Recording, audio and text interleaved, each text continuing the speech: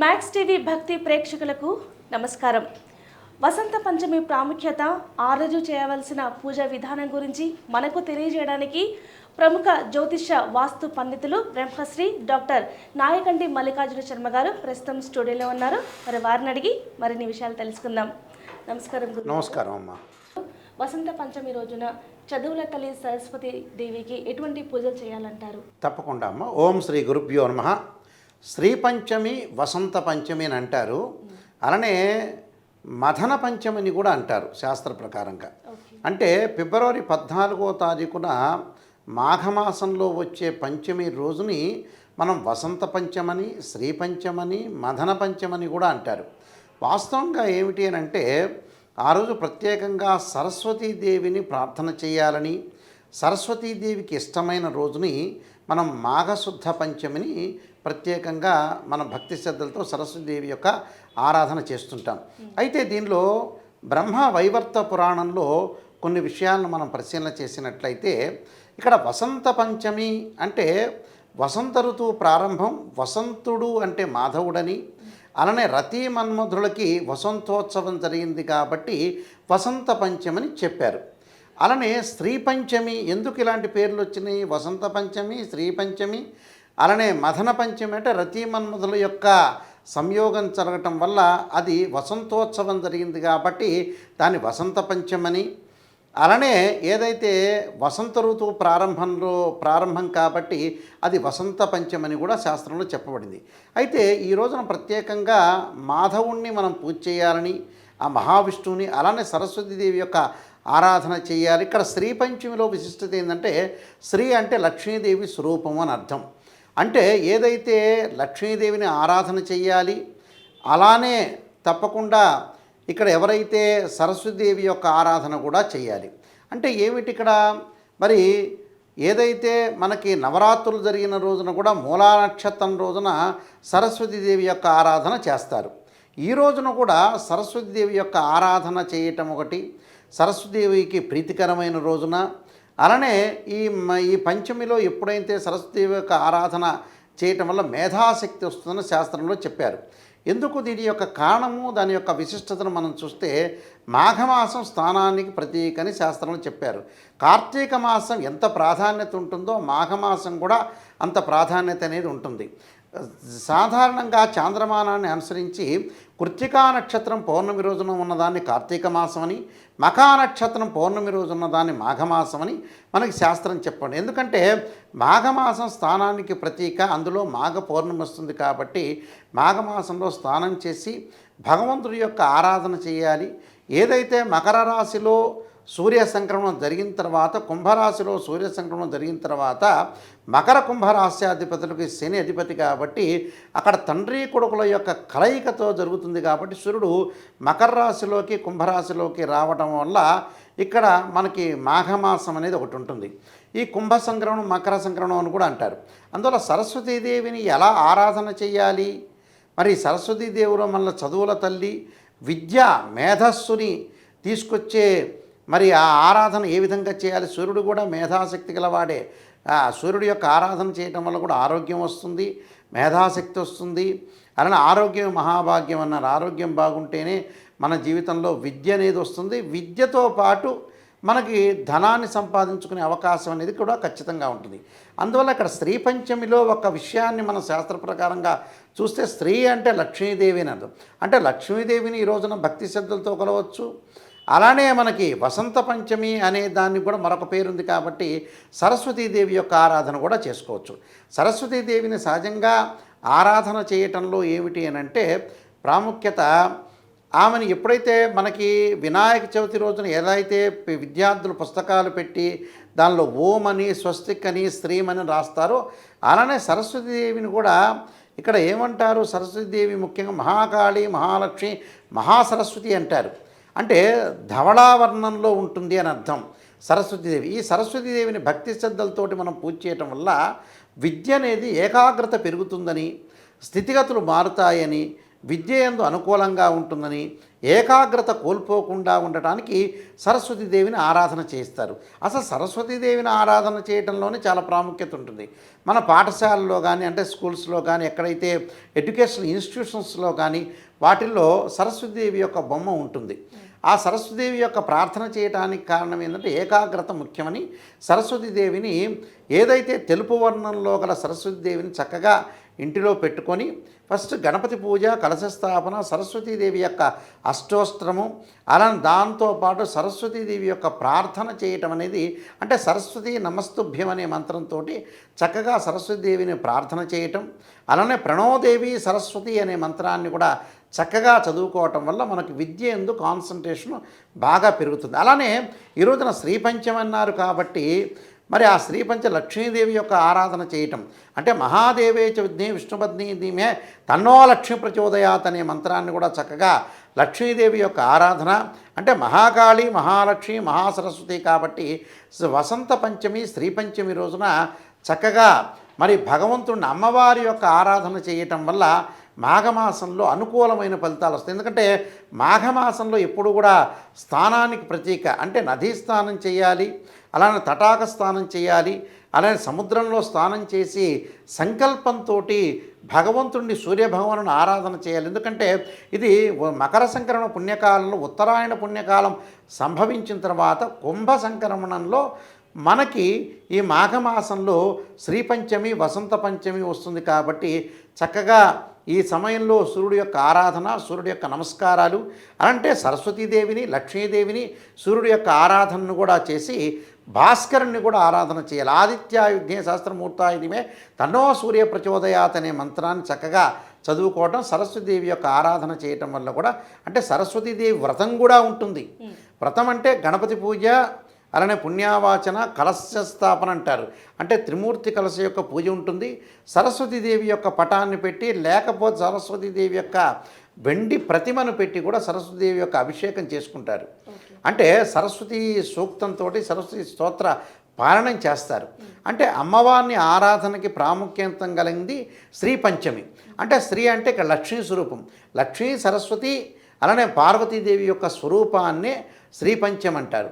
అంటే రతీ మన్మధులకి వసంతోత్సవం జరిగింది కాబట్టి దాన్ని వసంత పంచమని, అలానే మదన పంచమని, మాధవుడికి ఇష్టమైన రోజు, సరస్వతీదేవికి ఇష్టమైన రోజు కూడా మదన పంచమి, శ్రీ పంచమి, వసంత పంచమని వివిధ రకాల నామాలతోటి మనం పిలవటం అనేది జరిగిందమ్మ. అలాగే గురుగారు, వ్రత సందర్భంలో ఆ రోజు ఏ బట్టలు ధరించాలి, ఏ రంగు బట్టలు ధరించాలి, అమ్మవారికి ఎటువంటి నైవేద్యం సమర్పించాలి, అలాగే అమ్మవారికి ఎటువంటి పూలు సమర్పించాలి?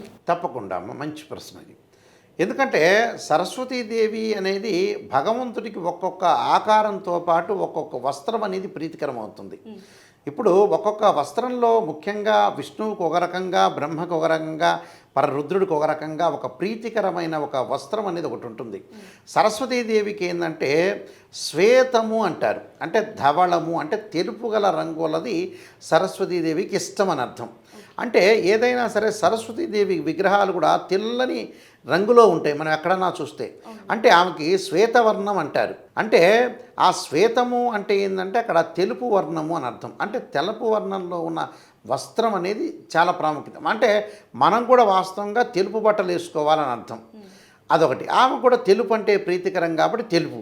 నైవేద్యాన్ని దగ్గరికి వచ్చేటప్పటికల్లా చాలా విశిష్టంగా ఉంటుంది. అంటే దద్దోజనం అనేది ప్రీతికరం. చాలామంది కూడా తెలియదు. ఆమెకి తెలుపుతో ఉన్న నైవేద్యం ఏదైతే ఉంటుందో దానిలో ప్రాముఖ్యంగా అన్నంతో చేసిన దద్దోజనం అనేదే ఆమెకి ప్రీతికరం నైవేద్యంలో. అలానే సరస్వతీదేవి యొక్క ప్రార్థన చేయటం, విద్యార్థులు చక్కగా పుస్తకాలు పెట్టుకోవటం, అంటే నైవేద్యము, ధూపదీప నైవేద్యాలు, షోడశోపచారాలు, ఇలాంటివన్నీ కూడా వస్త్రం ధరించడం, మనం కూడా తెలుపు వస్త్రాలు ధరించడం, ఆమెకు కూడా తెలుపు వస్త్రాలు ధరిస్తే చాలా మంచిది. అంటే ఒక విగ్రహాన్ని తీసుకున్నాం, తెల్లని బట్టలు కట్టించడం చాలా ఇష్టం, ప్రీతికరం. అలానే నైవేద్యం ఎలాంటిది పెట్టాలి, దద్దోజనం పెట్టాలి, తెలుపులో ఉంటుంది కాబట్టి, అంటే మామూలు రైస్ అలాంటిది పెట్టడం వల్ల ఏంటంటే సరస్వతీదేవి యొక్క అనుగ్రహం లభిస్తుంది. దానికి మళ్ళీ సరస్వతీదేవి విగ్రహానికి పంచామృతాలతోటి అభిషేకం ఉంటుంది. పాలు, పెరుగు, తేనె, నెయ్యి, చక్కెరతోటి అభిషేకం చేయొచ్చు. సరస్వతీదేవి యొక్క ఆరాధన చేయొచ్చు. సరస్వతీదేవి యొక్క ప్రార్థన చేస్తే జ్ఞానం వస్తుందని అర్థం.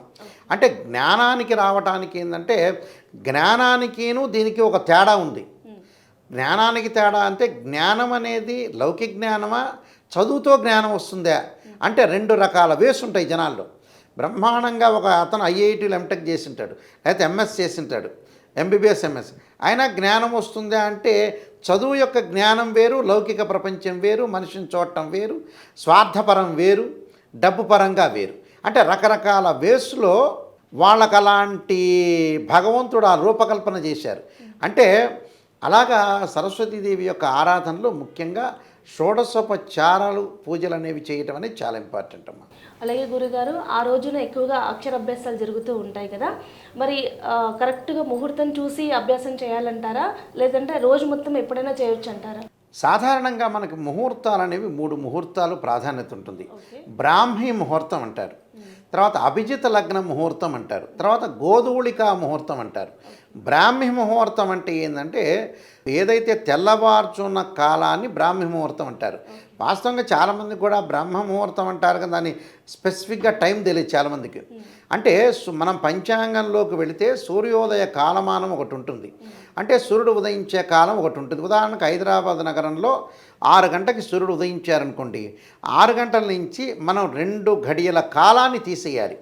అంటే 2 గడియల కాలం అంటే 24 గడియకి 24 నిమిషాలు, 2 గడియలు అంటే 48 నిమిషాలు.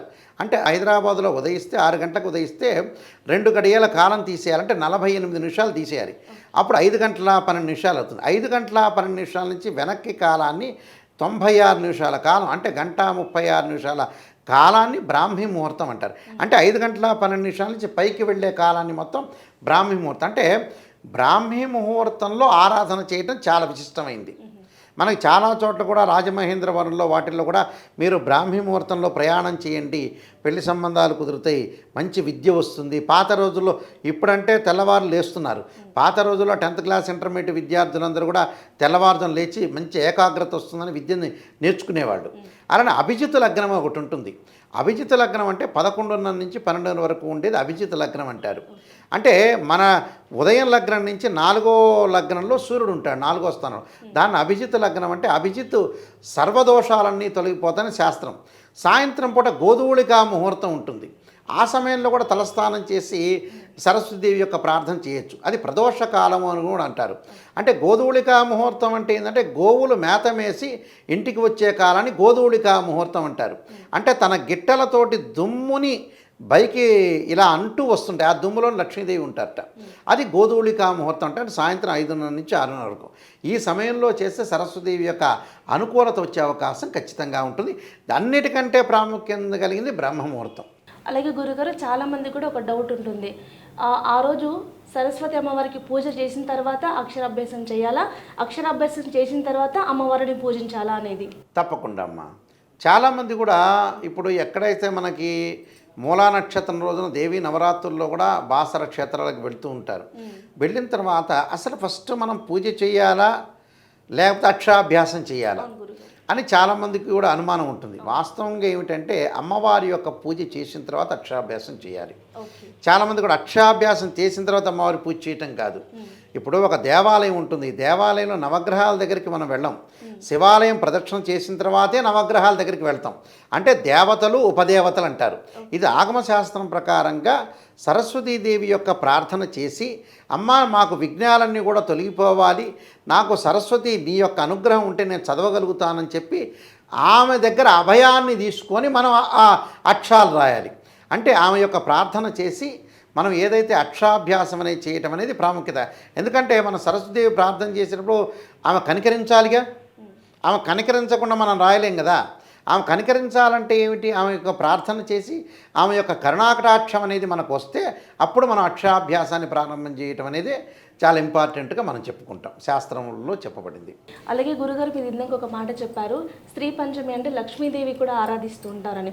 మరి లక్ష్మీదేవికి ఆరాధించేటప్పుడు సరస్వతీదేవిని ఎందుకు ఆరాధించాలి ఆ రోజు? మహాకాళి, మహాలక్ష్మి, మహాసరస్వతి అంటే ముగ్గురు కూడా ఒకటే తత్వంలో. ఎందుకంటే మహాకాళి, మహాలక్ష్మి, మహాసరస్వతి. ఇప్పుడు సరస్వతి, లక్ష్మి, పార్వతి అంటే గౌరీ అంటారు పార్వతీదేవిని.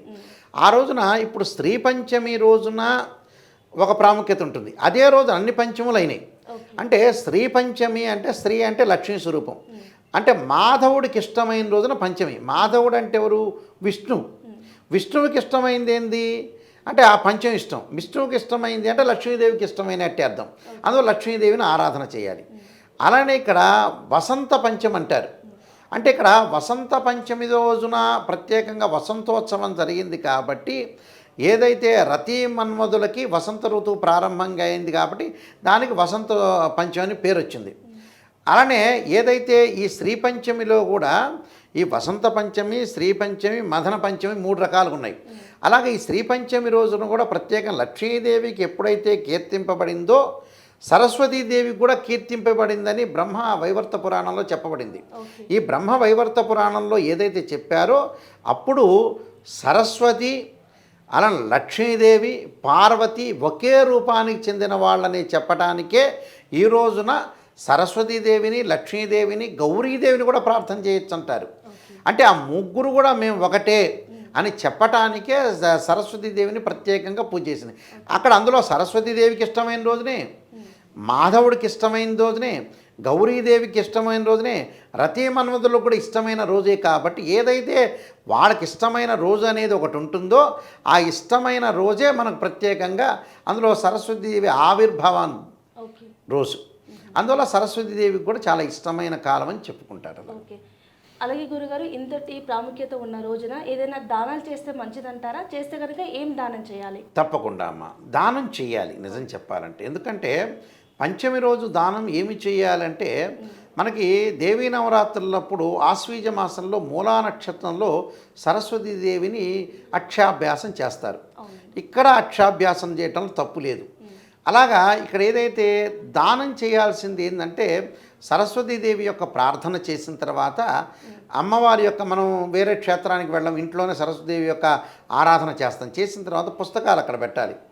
అంటే వినాయక చవితి అప్పుడు పెట్టుకోవచ్చు, మూలా నక్షత్రం అప్పుడు పెట్టుకోవచ్చు, వసంత పంచమి అప్పుడు కూడా పెట్టుకోవచ్చు. అంటే స్త్రీ వసంత పంచమి అప్పుడు పెట్టుకోవచ్చు. దానికి కారణం ఏమిటంటే నేను ఇందాక చెప్పిన విషయాల్లో అక్కడే పుస్తకాలు పెట్టుకుని దాన్ని ఓం కానీ శ్రీం కానీ రాసి సరస్వతీదేవి ప్రార్థన చేసి, అమ్మ నాకు మంచి విద్య రావాలి, మంచి జ్ఞానం రావాలి, జ్ఞానంతో పాటు స్వార్థపరం కూడా లేకుండా ఉండాలి. మన వాళ్ళందరికీ జ్ఞానం వస్తుంది, చదువు సంబంధించిన జ్ఞానం వస్తుంది, కానీ మిగతా జ్ఞానంలో టోటల్లీ అట్రఫెయిల్ అవుతున్నారు వీళ్ళు. అంటే బ్రహ్మాండంగా ఐఐటీలో ఎంటెక్లో ఐఐటీ చదివిన వాళ్ళు ఉన్నారు, ఎంఎస్ చేసిన వాళ్ళు ఉన్నారు, పిహెచ్డీ చేసిన వాళ్ళు. కానీ మనిషి యొక్క తత్వాన్ని గమనించే శక్తి, పవరు భగవంతుడు వాళ్ళ యొక్క జీన్స్లో ఉండొచ్చు, పరిసర వాతావరణంలో ఉండొచ్చు, లేకపోతే వాళ్ళ స్నేహితంలో ఉండొచ్చు, రకరకాలుగా మార్పు జరుగుతుంటుంది. అలా జరగటంలో అదే చాలా గొప్ప విషయం ఇందులో. అంటే బుధుడు బుద్ధికారకుడు అంటారు. అందువల్ల బుధారిష్టేత సంప్రాప్తే బుధ పూజాంచకారైతే బుధధ్యానం ప్రవక్షం బుద్ధి పీడోపశాంతే అంటారు. అంటే బుధుడు అనేవాడు బ్రెయిన్ మెచ్యూరిటీ వాల్యూస్ పెరగట్ల, బ్రెయిన్ మెచ్యూరిటీ వాల్యూస్ డెడ్ అయిపోయింది ఇక్కడ ఈ కాలంలో. అందువల్ల అవన్నీ కూడా పెరగాలని సరస్వతిని ఆరాధన చేయాలి. అయ్యా నాకు చదివే కాదు, ఆ ఇంటర్మీడియట్లో మ్యాథ్స్, ఫిజిక్స్, కెమిస్ట్రీనే కాదు, జ్ఞానాన్ని కూడా ఇవ్వండి అయ్యా, నేను ఎవరిని తిట్టకుండా, ఎవరిని అనకుండా, స్వార్థపరం లేకుండా, అందరూ మంచిగా ఉండాలి అనే స్వార్థం లేకుండా నాకు బుద్ధి జ్ఞానాన్ని ఇవ్వండి అని కూడా సరస్వతీదేవిని ప్రార్థన చేయొచ్చు. అలాగా ఆ రోజున ప్రత్యేకంగా ఆ సరస్వతీదేవిని ప్రార్థన చేస్తే మనకు మంచి జరగాలని కూడా ఆలోచన చేసి ముందుకు వెళ్ళాలి. ధన్యవాదాలు గురూజీ. స్టూడియోకి వచ్చి వసంత పంచమి విశిష్టత అలాగే పూజా విధానం గురించి మాకు తెలియజేశారు. ధన్యవాదాలు. నమస్కారం.